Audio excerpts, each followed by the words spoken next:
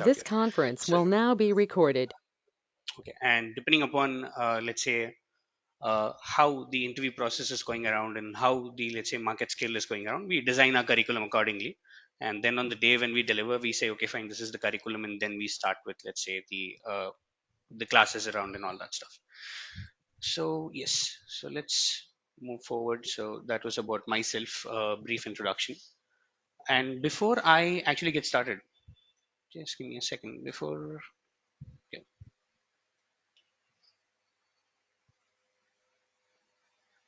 All right. So before I actually get started out here, just want to get a very quick introduction, or just wanted to take one, just a second. Yeah.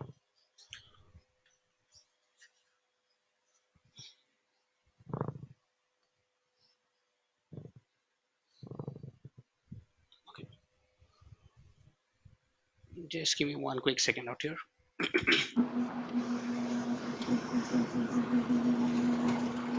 Guys, please go on mute if you're not speaking already.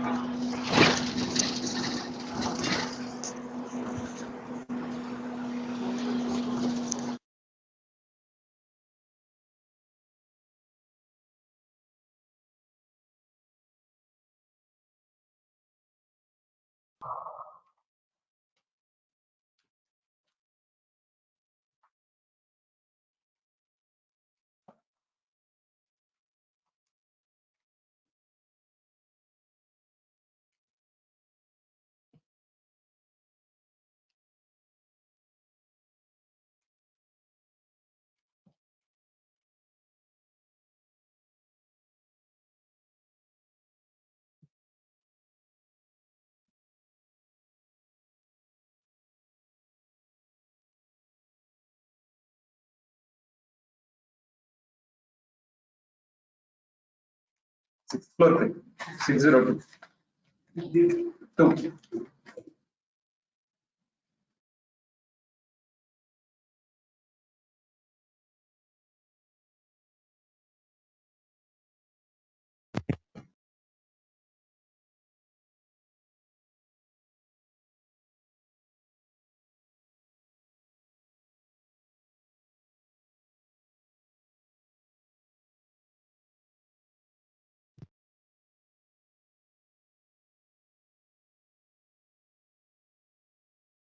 Okay, I'm sorry, I was speaking on mute. Yes, what do you understand by this terminology called cloud out here? Which we can store data. Okay. Okay. Okay. Hmm. Okay. Okay. Something related to storage. Okay. Something related to storage. You can store your data in multiple places, not on a physical premise or something. Hmm. Okay. Okay. Yes. Anyone else? Anything apart from that definition on storing the data? Now, again, if you just go to Google search, just put this thing in, telling that what is cloud computing out here.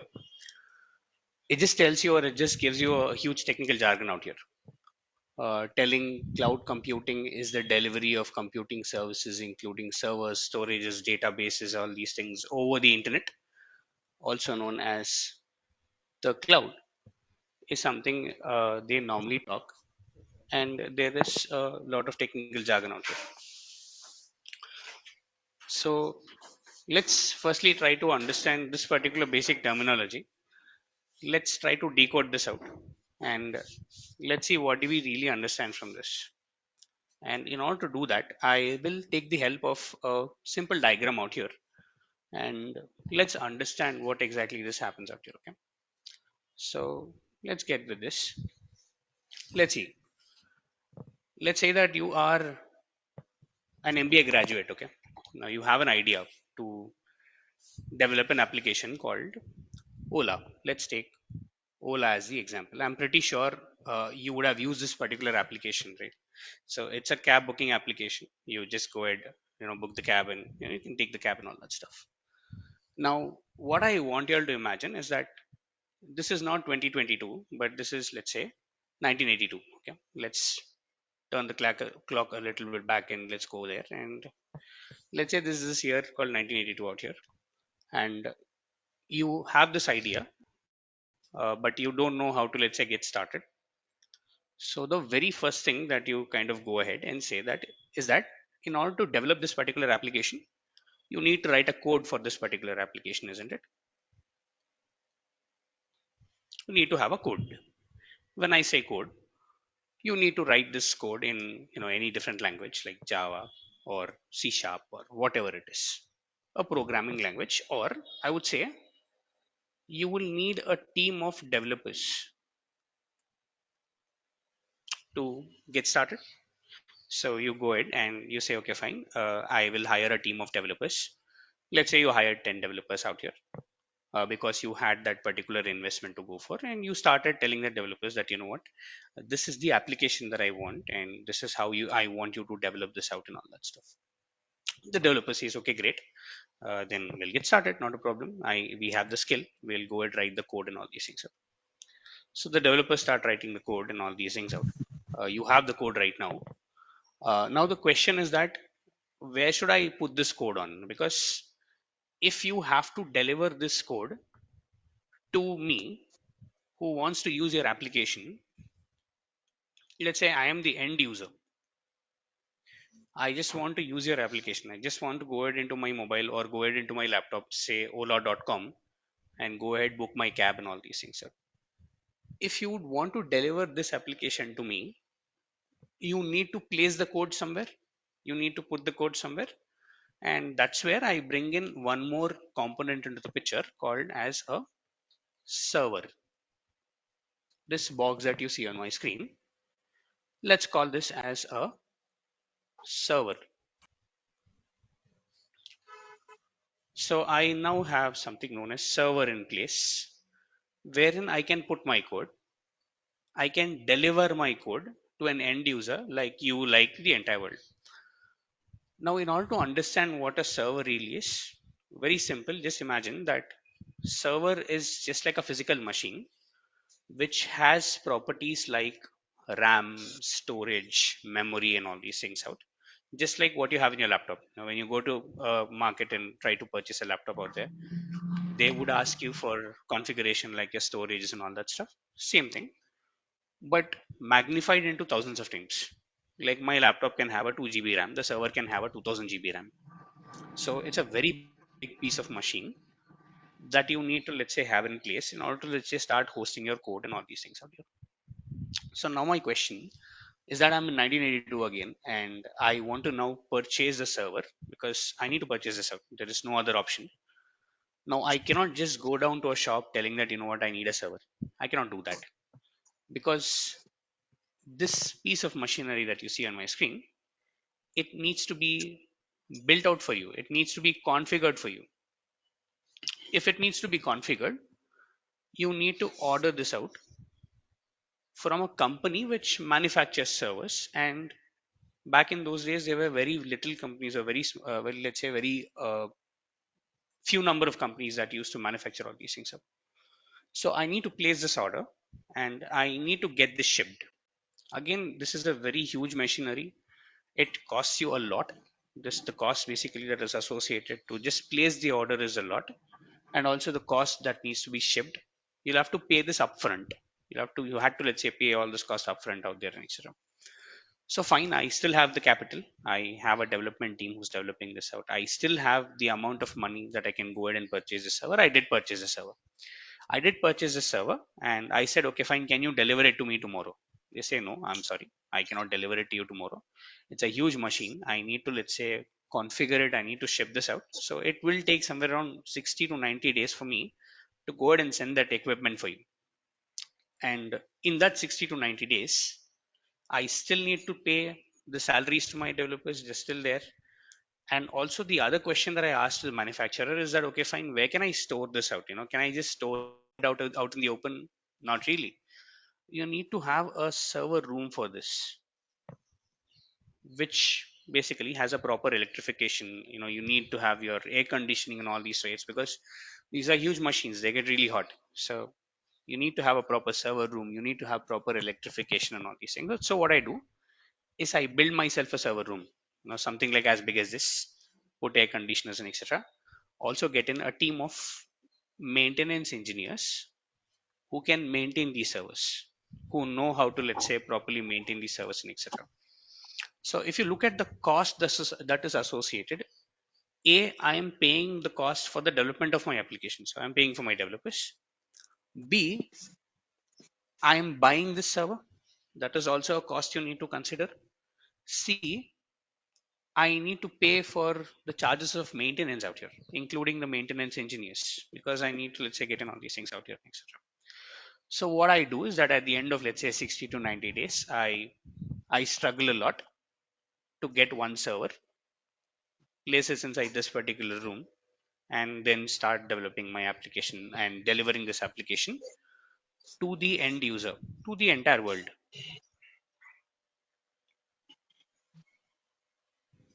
You are now able to, let's say, visit to my application, book your cabs, and do all whatnot and all these things.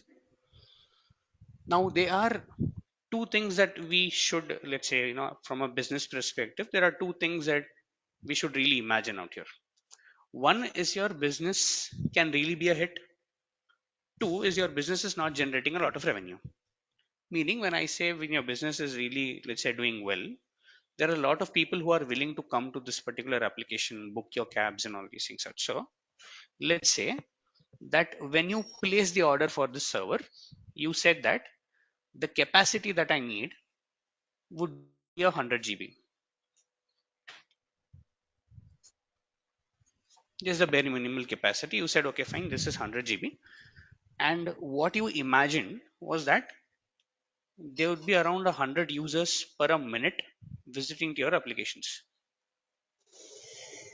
meaning 100 cab bookings per a minute. Very bare basic.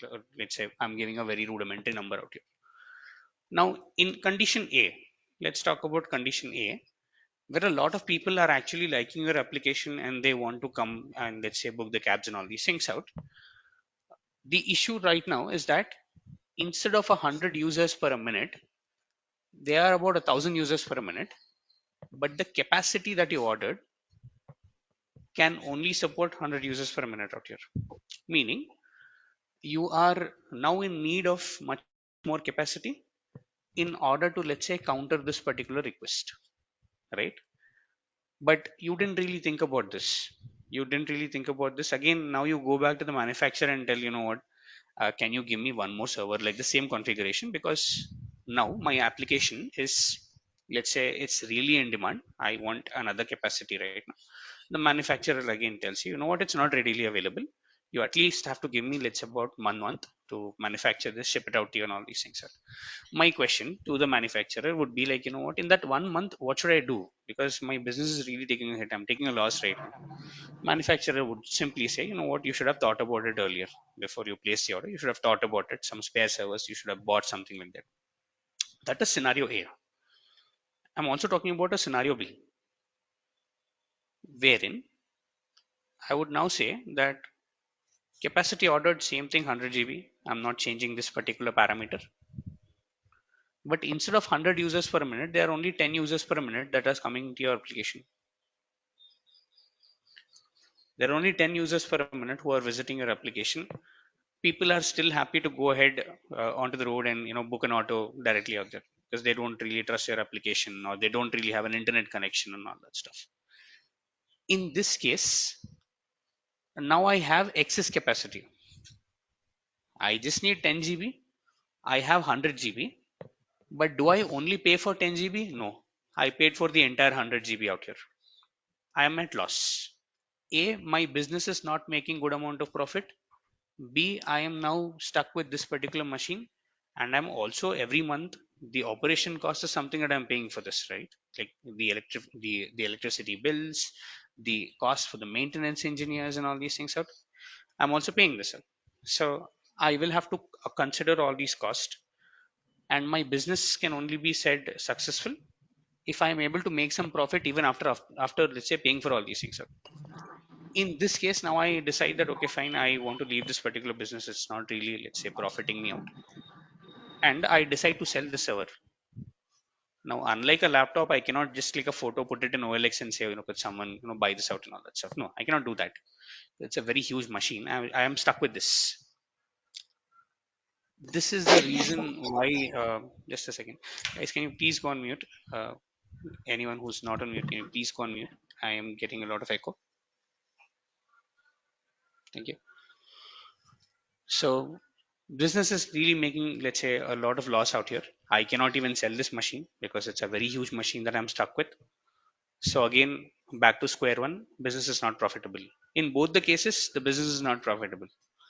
Now, this model of operation was not helping anyone, neither, let's say, as an end user, me, or a business, no one. It's not helping anyone out there. That's where things kind of changed a little bit, wherein the entire industry said this model is really not helping anyone. And then the thought process started is that why do you, as a business, have to buy this? Why do you really have to buy this out here? Why can't I, meaning as a cloud provider or as a company, let's say like Microsoft or Amazon or Google, why can't I buy this? Because I now have the capital, I now have the money to go ahead and, let's say, buy this out. So I'll buy it out. And all you need right now is just an internet connection and something called as a subscription with that particular provider. So what I do is, I, as in the cloud provider right now, does I go ahead, buy all these things called as servers, place them into a room called as a data center, place them into a room known as a data center out here. Data center now is nothing but a room that holds a lot of servers, properly electrified, maintained by the company who's buying this, like Microsoft or Amazon or Google. And all I need as a user is a machine, let's say physical or virtual, and I just need a proper internet connection. And the cloud provider is now telling that I will deliver these particular services like storages, like RAM, and all these things out over the internet. All you need is just an internet connection, and I'm good. That's what brings me back to this particular definition, which is just telling that, simply put, cloud computing is a delivery of computing services, including server, storage, databases, networking, over the internet to offer faster, innovation, flexible solutions out here. Meaning, now see, you don't really have to buy the server, neither you have to give the cost to the maintenance engineers, neither you have to wait for 60 to 90 days. Now let's see. Same thing, you went for the cloud, you have the same application right now called Ola. You have this idea, you're developing this cluster of servers, yes, meaning not just one. Mhm. Correct, correct. Just not one server. It's too many servers. I'll also show you what is the data center map. Yes, it's a business model that we are actually looking at. So yes. So again, same thing. I'm Ola again. I'm trying to design this particular application. I don't really have to wait for 3 or 4 months for my business to take up. I can just pay some initial amount to the cloud provider and take services on a rental basis. I'm not paying anything right now. I'm taking services on a rental basis out here. Pay as you go model, yes, kind of. You say pay as you go. It's nothing but a rental services out here that I'm taking. So when I take a rental service, I initially start with around, I'll say, what, I want 10 GB per month. If this is not sufficient, I will just ask the cloud provider that, what, I am not sufficient to this. Can you scale this up to 100 GB? The cloud provider will now not say that, what, I need 3 or 4 months. No, it's just about 3 or 4 minutes what they take to go ahead and scale this up to, let's say, somewhere around 100 GB or 1000 GB probably. Scalability and flexibility is one of the biggest advantages that you get when you get inside, or when you go inside something called as cloud computing. Okay. Time is also, yes. Time is also a factor. That's the reason I was saying it's cost saving, 24/7 availability, performance, and also, let's say, it is super fast. The delivery of all these services is like super fast out here. Yes, any questions till here that I can take? Anyone, any questions? Anything that you're not following? Am I too fast, too slow? Is everyone able to follow this up? Anyone, any issues? Mhm.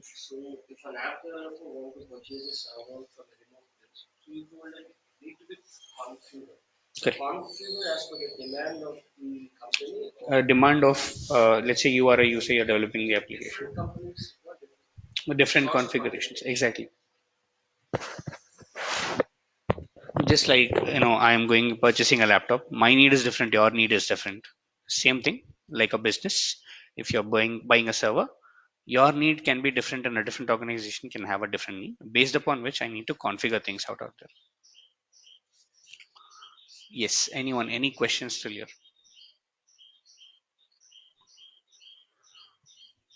Anyone? Anything till here? Anything that I can take till here? And since we're talking about cloud, one thing that I want to, let's say, cover out here before we move forward is the type of cloud models that are really available out there in the market today. And if you look at the slide, there are three things that, or there are three classifications in which you can divide the cloud. It's called public, private, and a hybrid model out here. When I say public, very simple. You are a company called Ola, and you do not want to buy a server. You're just going to a cloud provider like Microsoft Azure or AWS by Amazon Web Services, or GCP, Google Cloud Platform, one of the cloud providers, and telling that, what, I want to use your service completely to host my applications, to save my data, and etc. If you're doing that, that would become a public cloud model, wherein you're completely reliant upon, let's say, the cloud provider out there. Then you have a private model. Private model is okay. Just a second. Private model is where you go ahead and buy your own service. I mean, yes, that's private model. I mean, you buy your own server, you maintain your own service. That's a private model that we were talking about.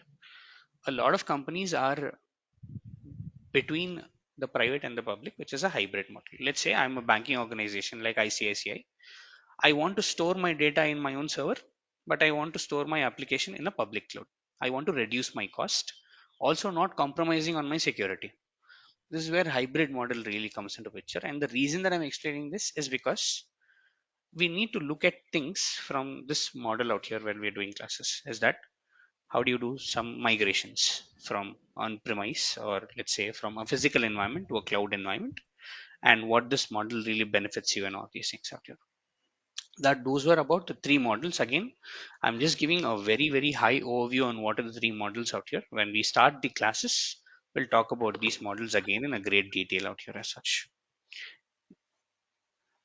Now, one question that I do have for you all is that, see, we all know that we are here for a course called Azure DevOps, right? So it includes a word called Azure, not AWS. So then why do you choose Azure over any other cloud like AWS or GCP? What was your reason to choose Azure? Anyone? I'm sure you would have Googled a lot before you come to a class out here, right? So both have same function. Again, any cloud provider under the hood is offering the same thing. Like let's say it's simple, like, what, you are using an Airtel mobile connection. I'm using an Idea mobile connection out here. Price differences, service differences, they remain out there. But under the line, let's say as an Airtel, I need to offer you calling services, internet services, and all these things. As Idea, I need to do the same thing. Same thing applies to cloud vendors also. As Amazon, I do the same thing. As Azure, I do the same thing. It's the same thing out there. Reliability. See, Amazon offers the same reliability. Azure offers the same. Mhm. Okay.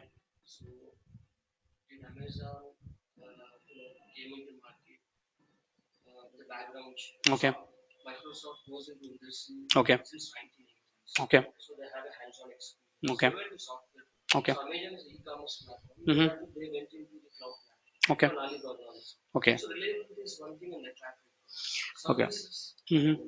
Okay. Reliability. Okay. Okay. Good point. Reliability. Yes. Anything else? Anything else that you all considered? before coming down this one?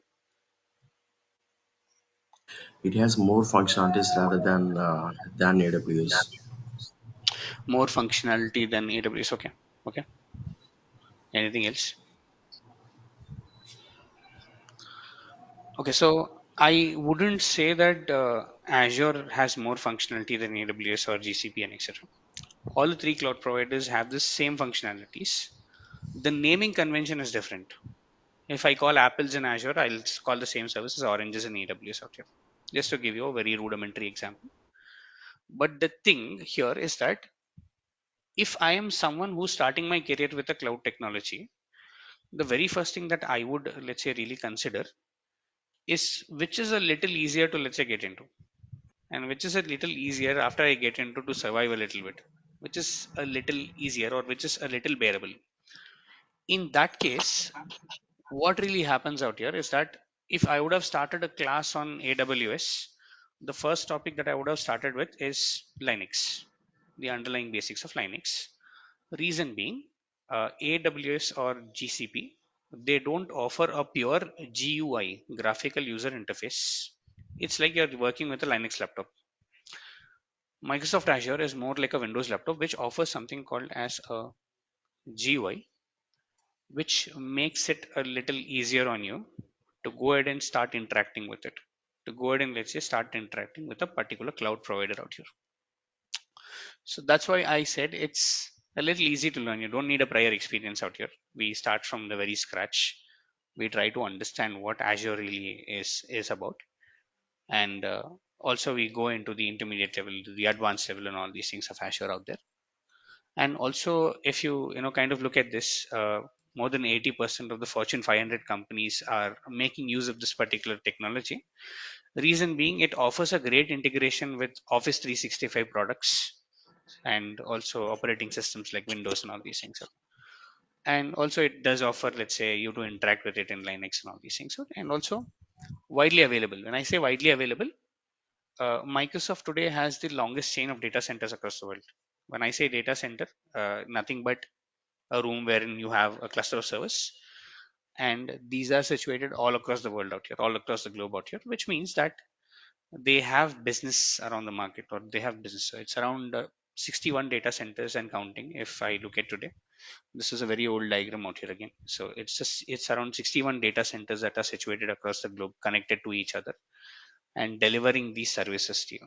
So that's how, let's say, Microsoft is. And biggest factor out here is the ease to learn. That's the biggest factor that I would say.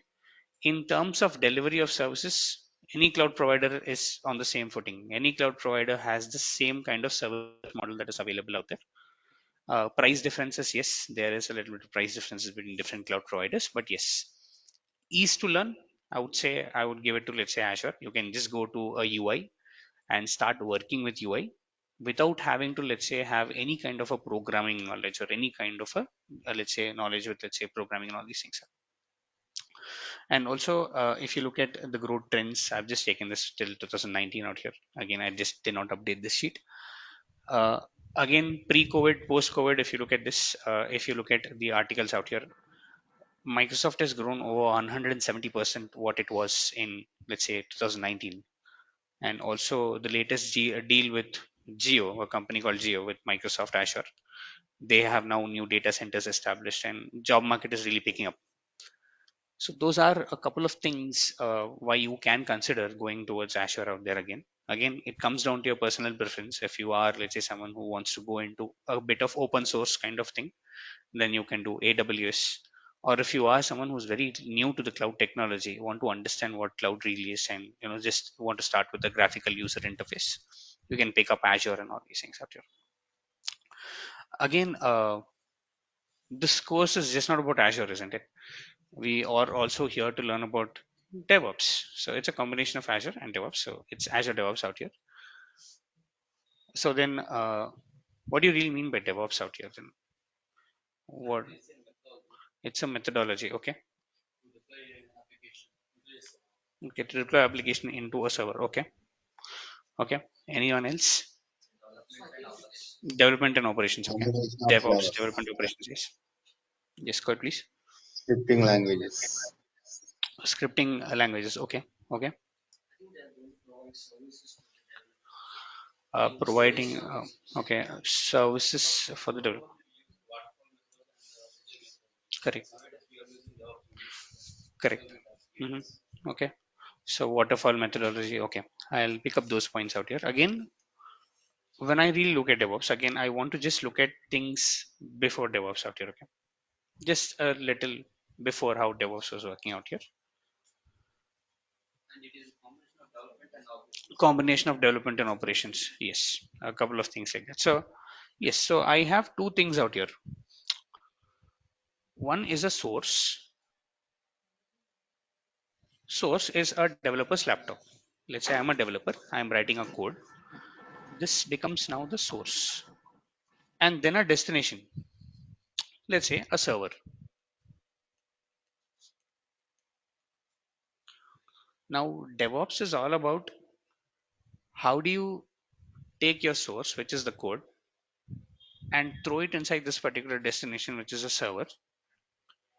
And how do you make sure that this has a proper life cycle, software development life cycle? Yes, this has a particular proper life cycle, and this has a particular testing pattern, and also it is reliable in a time bound fashion. This is what DevOps really is, if I want to put it in a technical jargon. Again, let's say before DevOps, you are a developer, you're working day and night on your code, writing a code and all that stuff. And what do you do is, like, let's say again, let's take the example of Ola as my application. So I would say that the deadline for me to deliver this particular application, let's say I give a very simple deadline of about 6 months, that I'm telling my client that, you know what, I'll just give it, I mean, I'll just go ahead and develop this application and give it to you in, let's say, about 6 months of period. This is what I want to do out here. So I start with my development. I go ahead, start developing, and I would say, just giving you a very basic number out here. This is not the actual numbers. I'm just, let's say, analyzing things around. Let's say the initial development takes about a month. I, as a developer, go ahead, start writing my code. As a development team, I start writing my code and all these things. After development, I need someone to test this quality of the code. I need to someone to certify that, okay, fine, the code is good or not.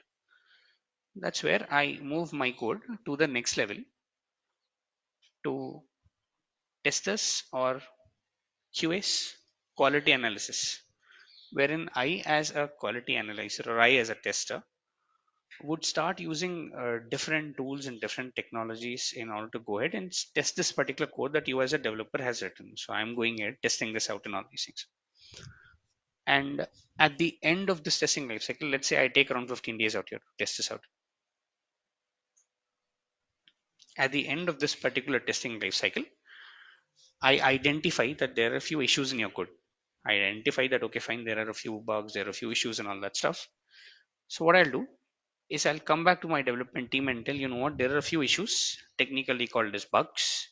I'll tell, you know what, these are the issues, please fix this out so that I can take your code to the next level. So I, as a developer, I again come back, I start working on this particular code, I fix those issues, and I said, okay, fine, these are the issues, I fixed it, now take the code to the next level. So again, let's say I took, as a development team, another 15 days here to go ahead and fix the issues in the code and etc. I again send this back to my tester in the second iteration.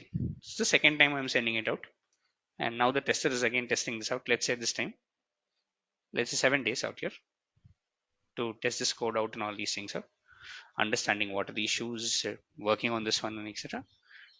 And here itself, if you see, I almost took around 2 months, or more than 2 months, okay, 2 months, 15 days, and all these things. So let's consider 2.5 months for this entire procedure. And finally, I would now want to move the code after the tester is good with that. I would now want to move the code to the next level, which is the code release. Meaning, I want to go ahead and release the code on top of a server out here so that you, as an end user, can start enjoying this application called Ola. Now, before I release the code, this is where I get in one more team called operations. And even this team needs to certify, telling that okay, fine, your code is good, the code that you are giving to the client. Because I, as an operations team, I'm in constant touch with the client. I need to understand whether the code is meeting the quality, and I, as an operations team, I will also start testing this out. The issue here is that I, as a developer, I've already worked here for 1.5 months. I tested my code and etc. Finally, before the code release is coming into picture, operations team is telling the code is not good. Reason being, all these teams are not working together in a synchronous fashion. I, as an operations, I do not know what a developer is doing. I, as a tester, I do not know what a developer really is doing. I, as a developer, I do not know what a QA is doing. How is he testing? What kind of parameters is he using, and all these things. I do not know that. It's flowing from one layer to the other, which is increasing the time. And if you see, it's coming from top to bottom out here. We kind of call this as a waterfall model, as you said, where one team doesn't know what the other team is doing. They're not, let's say, really working in let's say, synchronous with each other. So what I want to do here is that I want to make sure to get all these teams, which is the development, which is testing, which is operations, also planning. Before you do all these things, you also plan how to do all these things, right? Everything into a common platform. I want to put them everything into a common platform and make sure they are working with each other without having to go ahead and, let's say, one team completing their entire work, then handing over the team, let's say, that particular work to the other team and all these things. In order to do that, I need a common platform, and that's where DevOps comes into picture.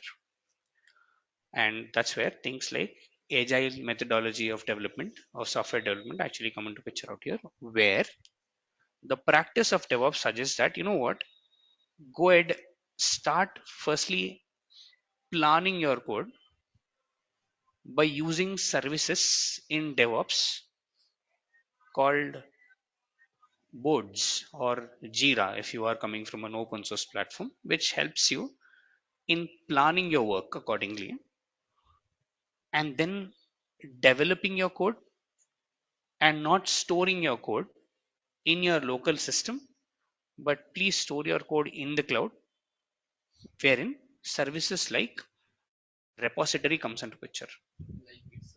Like Git, exactly. Repository like Git comes into picture out here. And then develop your code and also test your code using something known as pipelines, or you can also say this as continuous integration, CI pipelines, and also release the code using the same thing and monitor this out. This now becomes the entire cycle that you have. So now, using this tool out here, I am able to get my developer onto a common ground. Here is where my developer is, wherein the code is getting built, and this is where my tester is coming, this is where my release is coming, and also they are planning together, they are efficiently monitoring it together, operating and all that stuff. In order to have this understanding of this particular tool, which is now called as Azure DevOps,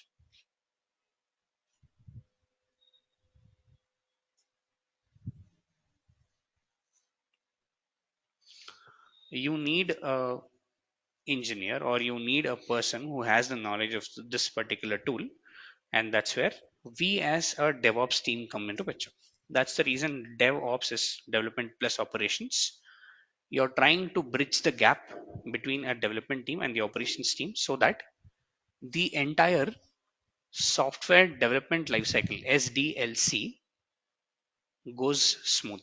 We call this as SDLC. And for a smoother, efficient, and in a time bound manner of this particular software development and delivery, that's where DevOps engineers are now playing, let's say, a cornerstone out here.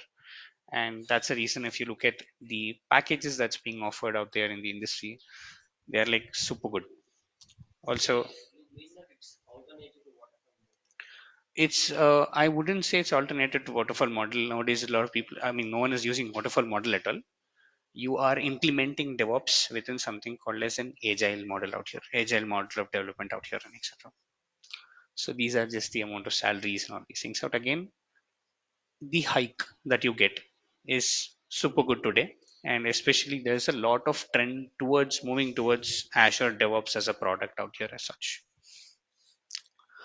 So yes, any questions before I move forward? Yes, go ahead, please.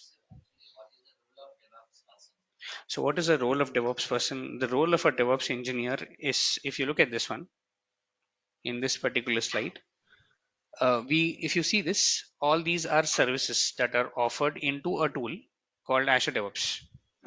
There's something called Azure boards. There's something called Azure repositories. There is something called pipelines. There is something called test plans, artifacts, and etc. Now, all these services together form a tool called DevOps or Azure DevOps, which will help you code, plan, build, test, release everything out. You, as a DevOps engineer, need to, or let's say, is expected to have an understanding of boards, understand how they work, configure something called as repositories, knowledge of Git, configure something called as pipelines so that you can develop and deliver the code, and also understand how to monitor it out. So the role of a DevOps engineer in a very short way is to bridge the gap between the development and the operations. Not only that, to help them, let's say, deliver the entire code in a very smooth way. So in order to just give you the idea of what DevOps role really is. No, it's a development team who develops. A development team doesn't look into DevOps out there. See, if you're doing a DevOps, if you're doing developer, if you're doing SQL and etc., you are a full stack. It's not, let's say, you're a DevOps engineer. So DevOps team doesn't develop the code. DevOps team helps the development team in order to, let's say, create something called as pipelines, which internally goes ahead and, let's say, develops your code out here and delivers your code out here as such. It doesn't need coding. It needs, yes, scripting. Yes, we'll talk about that. But as a DevOps engineer, you are not expected to have the understanding of a code as what .NET is or what Java is and all that stuff. This is something that you're not really expected, or this is something that is not really expected from your job skill. So Mhm. I have question here. Yes. Hi, this is Chandni. Those are the services inside a cloud that is on the offer, like infrastructure as a service, platform as a service, and software as a service. Those are services that are offered inside a cloud. So all the clouds offer services like IaaS, PaaS, and SaaS. We'll talk about that when we start with the session on what really infrastructure as a service is and all that stuff. Hmm. Hi, Kiran. Okay. Okay. Okay. Operations. Correct.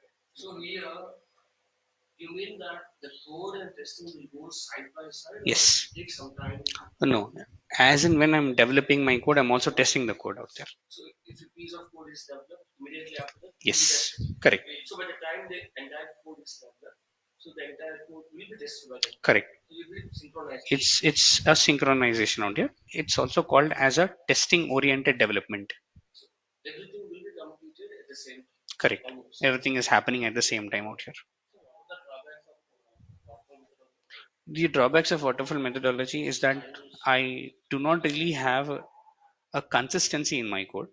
I do not really know how the code is being tested, how the code is being developed, and also it is not time bound. If I say it's 6 months, the code is getting delivered in, let's say, 8 or 9 months out there, etc. Uh, yes, the synchronization is something that is missing, and also the development strategy that will be a little different out there. Mhm. I wouldn't say different companies as a part of a same company, or can also be a part of a different company. Yes, they can sing. Yes, they can synchronize on this particular platform called yes DevOps. There, not really. It just depends upon the kind of project that you're really working on. So if you say in a company there's only one DevOps, no, not really. It depends upon the project that you're really working on. If your project is really big, you have a lot of developers. you would have a lot of, let's say, development or DevOps teams as well. If your project is a little small, then you can have one or two DevOps engineers who are working together out there. Yes, any more questions here, guys? Mhm. Yes, as a part of DevOps, yes, these are all the main, let's say, components within, let's say, DevOps. And we are going to, let's say, go ahead into each and every component and explore them in the great detail while we come down to the classes of DevOps out here. Mhm. Azure, again, you can use, let's say, a Linux language in order to communicate with Azure, but you don't really need to know that. It's something known as GUI, graphical user interface. So you get a link called portal.azure.com. You can go to the link and start interacting with, let's say, that particular Azure cloud out there.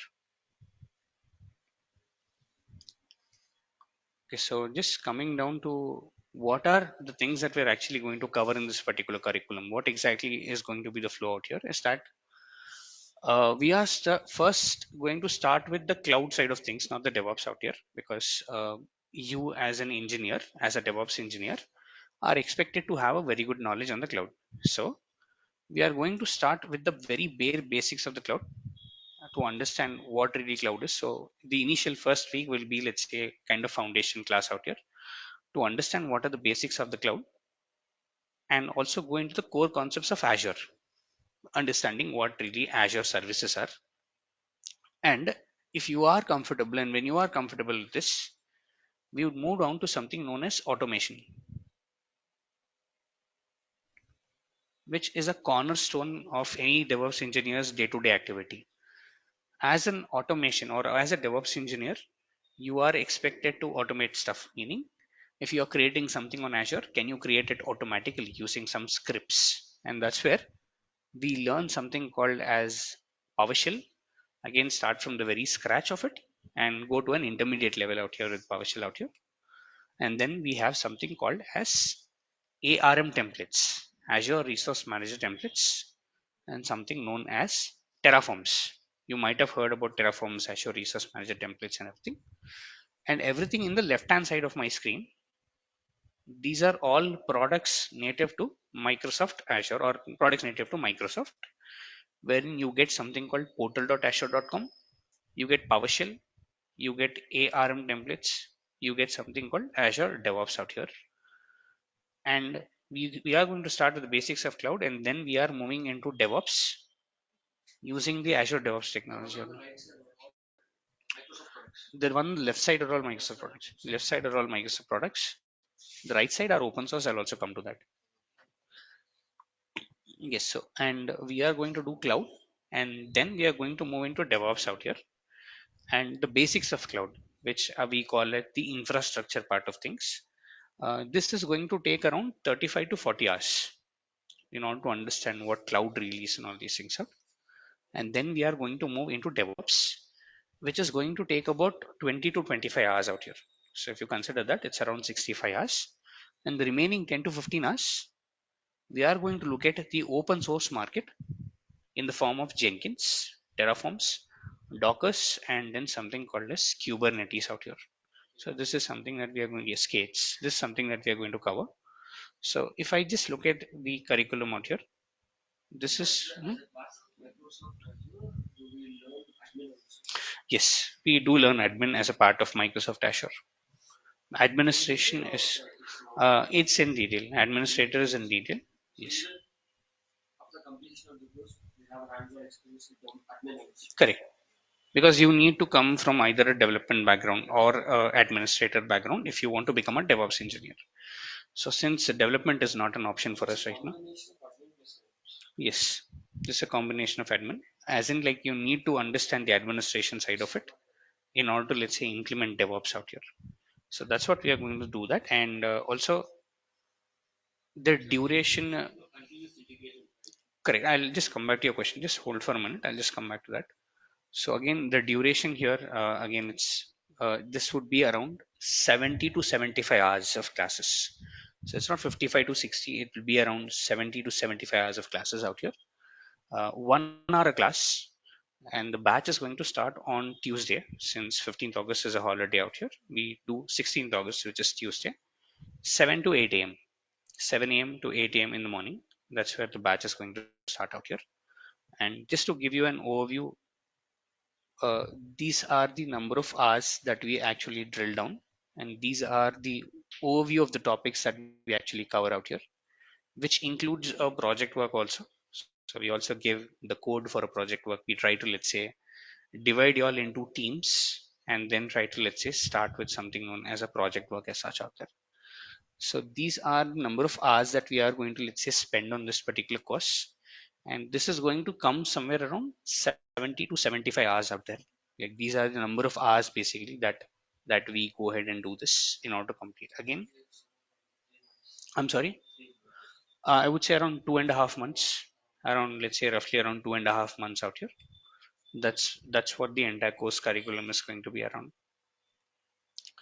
Uh, mhm.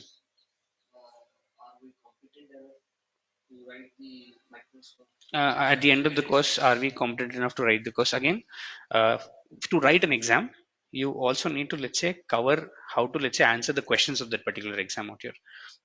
Along with this course, there's something called Microsoft Learning Paths.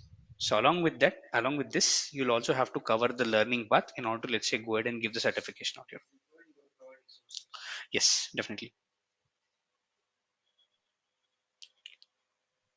Yes. Any questions still here? Anyone? Any questions still here? Uh, uh, Just a second. I'll just go ahead, please. Does someone online have a question? Yes, so like each and every topic, when you cover, like you will cover like interview point of view also. Yes, we are going to cover what are the questions that are being asked in the interviews, and yes, it's going to be a real time, let's say, basis out here. Okay, yeah, thank you.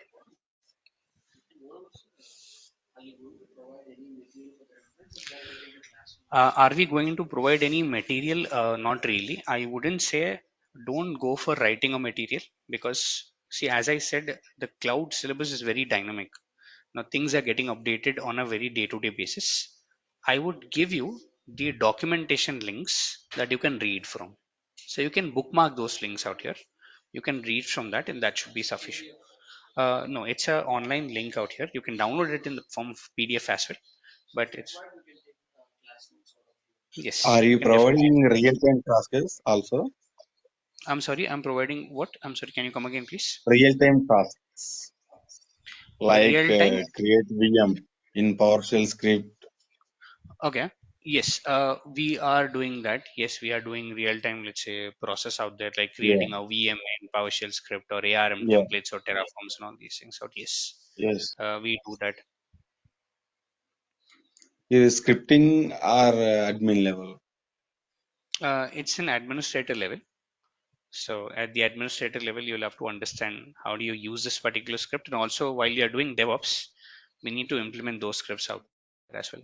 Okay, for example, I have create a VM. Directly go to Okay. Azure portal and create VM and script also using Mm-hmm. in So PowerShell okay. in the real-time analysis. Mhm. So in a real-time scenario, it's morely scripting. It's more about scripting. If you are, let's say, Okay. working in a real-time scenario out here, you would use a script or a template or something like that in order to create your resources out here on the portal. Are you providing in real-time tasks also? Yes, I am. That's what I was telling. I would, and also while doing a project out here, we also go ahead and, let's say, implement those skills out there. Okay, thank you. Mhm. Again, it's initially going to the portal and trying to create resources out there, and then the second level is going down and writing the script, doing a real. So yes, like services, I wouldn't say one particular service. We would need to do the scripting for the services that really exist out there. Yes, sir, you had a question, I had to take that. Yes. Octopus is a continuous deployment tool. It's an open source replacement for Azure DevOps. Jenkins is, yes, I mean, I would say it is a continuous integration tool. Octopus is a continuous deployment tool. So CI and CD, a combination of both. I'm sorry, kind of. I'm sorry. Mhm. Which one? Sorry, the not really. It's Yeah, not a transfer of data. It is to only build providing something. online classes or offline classes also. So, can you come again, please? Only providing online classes or offline also. It's both. It's a hybrid batch that I have. So as I'm giving an online class to you, there are people offline also who are coming to the batch. Again, each Okay. and every class is being recorded. You will get this Okay. recording by the afternoon of this. Let's say you are a 7 a.m. batch. You will get a recording at 12 by 12. You can go and download that particular recording out here. And again, you can choose to come offline or online. There is no restriction. You don't then have to Okay. inform. You'll get a link every day. You Okay. just can attend online or offline. Anything that you prefer, that's up to you. Okay. See, Jenkins is like same. It's in that particular flow in build in a something called build. It's a pipeline, but pipeline here doesn't transfer a data. Yeah, not that pipeline, not transferring data. It transforms the data. Transforms the data out here. Yes. Any more questions here, guys? Anyone regarding the course or anything as such? Sir, when offline class, Okay. One at a time, please. yes, like AZ 900 fundamentals, AZ 104 and AZ 400. So these like covers under core concepts of Azure. Uh, Again, it just depends upon the job role that you're aiming for. For the job role that you are, let's say, looking at, which is Azure DevOps, it is AZ400, the name of the certification. It is Microsoft Azure DevOps Engineer. In order for you to take that particular certification called AZ400, you'll either have to have a certification called AZ104, Azure Administration, or AZ204, Azure Development. You'll have to, let's say, be certified in one of those things, and that's the reason our course is designed also in such a way. First we cover AZ104, the good part of AZ104, and then come down to AZ400 in order to, let's say, train you into Azure DevOps engineering out here. So are you going to cover concepts of like AZ 900 and 104 also? Again, AZ900 is the basics, so if I cover 104, it eventually covers AZ900 as well. So 900 is like the pretty basic out here. So if you do 104, if you, let's say, understand what 104 is, 900 should be easy to crack. Okay, okay. So are you going? So you are going to cover 104 and 400. Correct. Okay, okay. Thanks. Yes, I'll just take a Sir, question please offline. give information about the placement, sir. For placement information, you'll have to reach out to the front office. You'll have to go to the front office and talk about what kind of placement services that you're really looking for out here. Mhm. Okay, sir. Okay. Not really. Certification is not mandatory. It's a value addition to your Are profile. you covering Yes. the Azure AD also? Just a second, Mohan. I'll just come back to your question. I was just taking one offline. I'll just come back to you in a second. It's a value addition. Certification is a value addition to your career, not mandatory as such. To definitely, yes, the skill is required. You can be hired even if you're not, let's say, certified out here. No, no, no. It's not. It's not. Let's say questionable out here. Yes. Yes, Mohan, you had a question. I can take it now. Are you cover the Azure AD also? Active Directory. Azure Active Directory, I'm not going into the very detail of Azure Active Directory. Yes, AD, I'm not going into the Okay. very detail of the Active Directory out here. Basic concepts. Again, see, if I say I will cover AD, I will cover administration entirely, or also cover DevOps, then I won't be able to Okay. achieve the target in 75 days out here. The point is here is Okay. that I would cover the basics of AD, not the very detail of AD. Reason being, Okay. as a DevOps engineer, the target of the course is a DevOps engineer out here. As a DevOps engineer, you are not Okay. expected to have a great understanding of Azure Active Directory. But administration, Okay. yes, you are yes. Yes, those Okay. who want to go Thank with that, and that's the reason I was telling that along with the course, you'll also have to do Microsoft certification path if you want to go ahead and crack that particular exam. you. Yes, any more questions? Sir, when offline classes are start from, sir? Uh, Again, online, offline, both start together. Both go together. It is 7 to 8 from the 16th of August. Kiran, here I have a concern. See, whatever the people talking in offline, we are not listening in online. So there Yes, is I no will sync. reiterate. I will reiterate the question what they're asking in online, offline, because offline students do not have a mic to ask the question. So whatever questions that they're asking, I'll just reiterate that and then I'll answer that out there for Okay. So I believe that within 75 days we cannot going to cover this topic because a lot of questions it is not related you. to our topic. Okay. So No, I'm pretty sure we'll be able to cover it in 75 days because that's what we've been doing over the last, let's say, 20 batches right now for now. So I have no, we let's say, doubt in, yes, I have no doubt in that telling that we'll be covering it in 75. okay, we are taking online courses. So exactly 1 hour you are taking or more than that. No, it's exactly 1 hour. It'll be 1 hour out here. 7 to 8 is the batch timing out there. But yes, I mean, if you have questions, definitely I can answer those questions out there as such.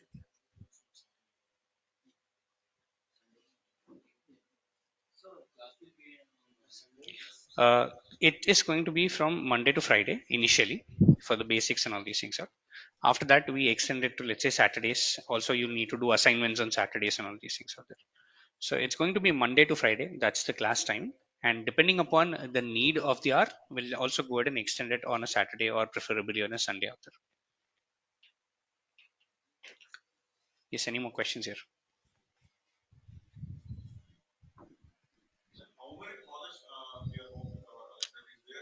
I'm sorry, can you, projects, the project work out here. We are doing one project out here. We are doing one.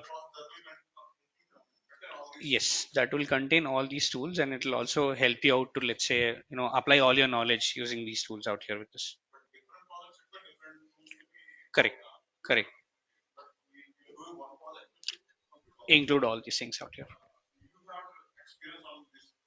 Yes. Yes. It just depends upon, again, it, yeah, it just depends upon what kind of a code that you're developing, how the code really integrates out here and etc. But Azure DevOps can be, let's say, I can say Azure DevOps is a versatile tool that you can use to, let's say, develop for any project or apply for any project as such.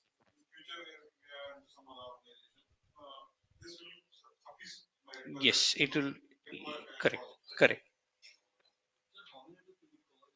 I'm sorry. I wouldn't say tools. I would say I'm covering something called cloud technology, and there are a lot of services inside cloud technology that we are, let's say, looking at.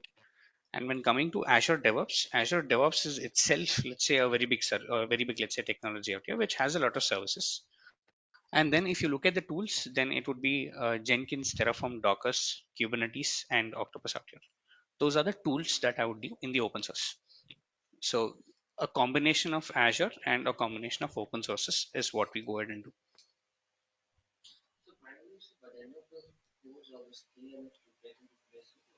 At the end of this course, is this skill enough to, let's say, go for a job placement? Definitely yes. I would say a lot of, let's say, students have done that. This particular skill set is good enough to go ahead and, let's say, sit in an interview and all these things. Of course, you'll need to do, let's say, some mock interviews and all these things.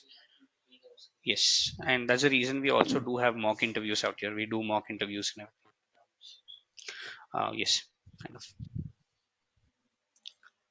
Yes, any more questions here? Yes. Okay. If you are able to follow the classes on a regular basis, and if you are even from a different domain, if you are able to follow the classes, just redo the class. Meaning, let's say the class is for 1 hour.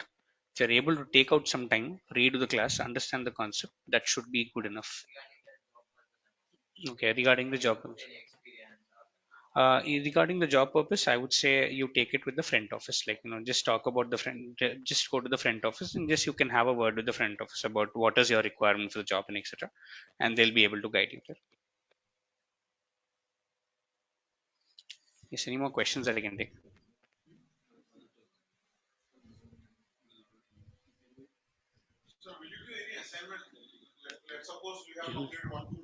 Okay. Yes. So in the initial 1 week out there, there wouldn't be any lot assignments out here. It's basics. But once we start with the core concepts, there'll be a lot of assignments that I'll be giving, and that's the yes, correct.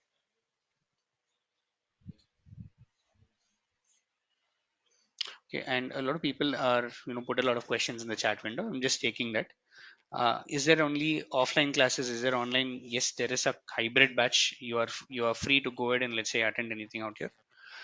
Which laptop do you suggest, MacBook or Windows? Anything is okay. There is nothing like you have to have a MacBook or a Windows out here. Anything is, let's say, super cool with me.